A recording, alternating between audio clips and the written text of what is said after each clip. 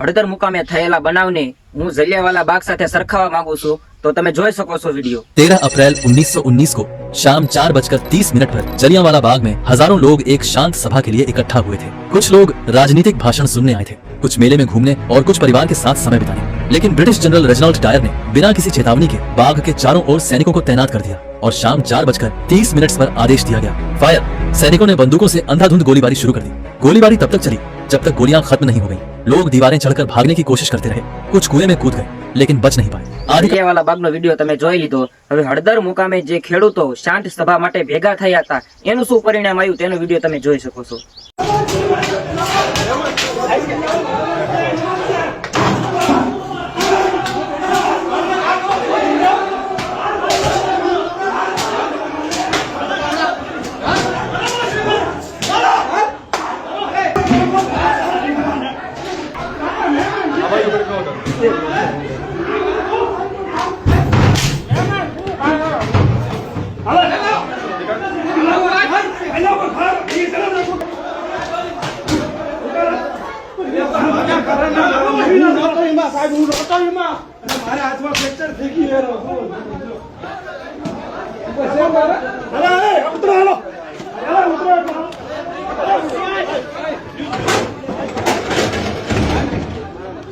આ બંને વિડીયો દેખાડી બંનેમાં અંતમાં શું જવાબ આવે છે, શું પરિણામ આવે છે તે તમે જાણી શકો છો અથવા તમે સમજી શકો છો।